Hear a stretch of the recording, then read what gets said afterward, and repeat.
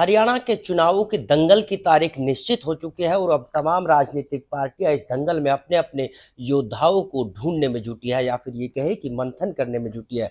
फिलहाल बीजेपी की क्या कुछ रणनीति है और इस पर बातचीत करने के लिए हमारे साथ बीजेपी के हरियाणा के प्रदेश उपाध्यक्ष जीएल शर्मा जी मौजूद है। शर्मा जी, आपसे जानना चाहूंगा, तारीखों का ऐलान हो गया, उम्मीदवारों का कब ऐलान? उम्मीदवारों के ऐलान की पहले सबसे पहले तो मैं बधाई देता हूँ रक्षाबंधन के महापर्व की आपको भी और आपके सभी दर्शकों को। और चुनाव की तारीख का ऐलान हो गया। भारतीय जनता पार्टी चुनाव आयोग की जो घोषणा हुई है, चुनाव के घोषणा का स्वागत करती है। भारतीय जनता पार्टी पूर्ण रूप से चुनाव लड़ने के लिए भारतीय जनता पार्टी की एक करता तैयार है। और जहाँ टिकटों की घोषणा की बात है, मैं ये मान के चलता हूँ कि एक प्रक्रिया हमारी पार्टी में है। वो प्रजातांत्रिक पार्टी है जिसमें लोगों की कार्यकर्ताओं की राय ली जाती है। उसके बाद में हमारा जो बोर्ड है वो तय करता है, पार्लियामेंट्री बोर्ड तय करता है कि किस कार्यकर्ता को चुनाव के मैदान में उतारना है। और इससे पहले की प्रक्रिया जो प्रांत में होती है, तो प्रांत में भी कोर कमेटी के साथ बैठ करके सूची फाइनल होती है। जहाँ पे किसी प्रकार का कोई कंट्रोवर्सी नहीं है, वहाँ पे उम्मीदवार बहुत जल्दी, मुझे लग रहा है 25 से 30 तारीख तक उम्मीदवारों की जो जहाँ विनेबल है, कंट्रोवर्सी नहीं है, उन सीटों की घोषणा हो सकती है। बाकी जो सीटों के लिए जो प्रक्रिया एक बनाई जाती है, विनेबल भी हो, कैंडिडेट समर्पित भी हो, और जो पार्टी के प्रति समर्पित कार्यकर्ता है और विनेबल है, ऐसे कार्यकर्ताओं को जो छलनी लगाई जाती है।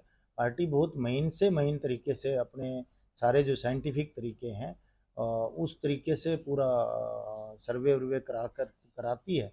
और उसमें जितना समय लगने वाला है, तो बाकी जो सीटें बचती हैं उस समय अनुसार पार्लियामेंट की बोर्ड की बैठक होती रहेगी और उनके अनुसार ही वो सूचियाँ आती रहेंगी।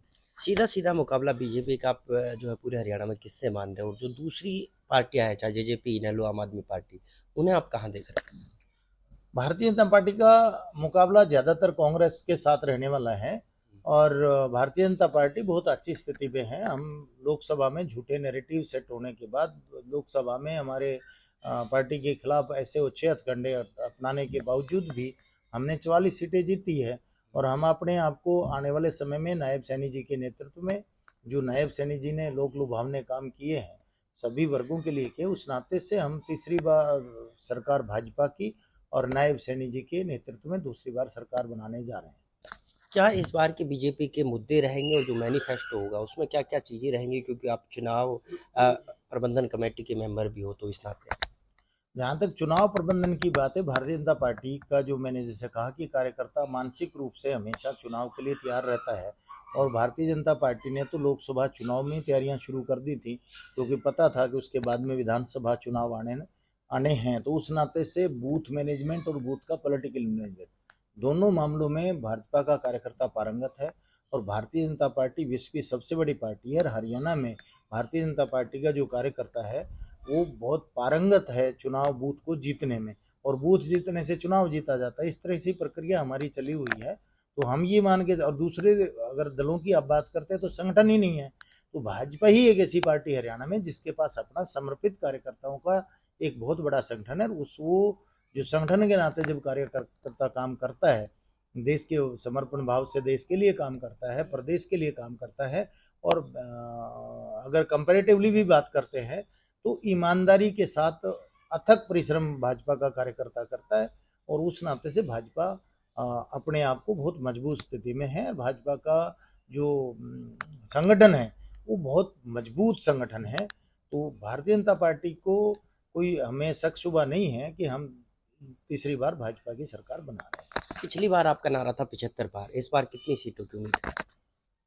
मैं जहाँ तक मानता हूँ कि भारतीय जनता पार्टी की सरकार ने जो 10 साल में जो काम किए हैं लोगों के लिए, चाहे युवाओं के अंदर एक विश्वास जगा, बिना मेरिट के आधार पर बिना खर्ची पर्ची के नौकरी की बात करते हैं, चाहे ट्रांसफ़र पॉलिसी की बात करते हैं, चाहे महिलाओं के लिए रक्षा सुरक्षा की बात करते हैं, बेटियों के लिए कॉलेज की बात करते हैं, और चाहे हाईवे 1.5 दर्जन के ज़्यादा हाईवे और एक्सप्रेस हाईवे की बात करते हैं। और इसी प्रकार से नायब सैनी जी के माननीय मुख्यमंत्री बनने के बाद में जिस प्रकार से पिछड़े वर्ग को उसका जो सामाजिक न्याय था वो दिलाने का काम किया गया है। महिलाओं के लिए जो बीपीएल परिवार 500 रुपये में सिलेंडर देने की बात की गई है। और 100 गज के प्लॉट देने की बात की गई है। इसी प्रकार से अन्य बहुत सी चीज़ें ऐसी जो हुई हैं, चाहे सरपंचों का मामला हो, चाहे नंबरदारों का मामला हो, चाहे हमारे काउंसलर कॉरपोरेटर का मामला हो, नायब सैनी जी के आने के बाद में साधारण परिवार के एक प्रधानमंत्री, साधारण परिवार से एक मुख्यमंत्री देने का काम, ये खूबसूरती भाजपा की है। तो लोग साधारण परिवार के अपने इस बेटे को, नायब सैनी को पसंद कर रहे हैं और सर्वे में भी वो आज पहली पसंद हरियाणा में सीएम की बने हुए हैं। तो उस नाते से मैं ये कह सकता हूँ कि पूर्ण रूप से भारतीय जनता पार्टी नायब सैनी जी के नेतृत्व में दूसरी बार सरकार बना रही है और भाजपा तीसरी बार पूर्ण बहुमत के साथ सरकार में। ठीक है जी। तो ये थे हमारे साथ बीजेपी के हरियाणा के प्रदेश उपाध्यक्ष जेएल शर्मा जी, जिनका साफ तौर पे मानना है कि एक बार फिर हरियाणा में जो है बीजेपी की सरकार बनने जा रही है। साथ ही कांग्रेस पर भी यहाँ जमकर निशाना साधते हुए नजर आए। तो वहीं पहली सूची बीजेपी की 25 से लेकर 30 तारीख के बीच आ सकती है। गुरुग्राम से नीरज अम्बावता, सूर्य समाचार।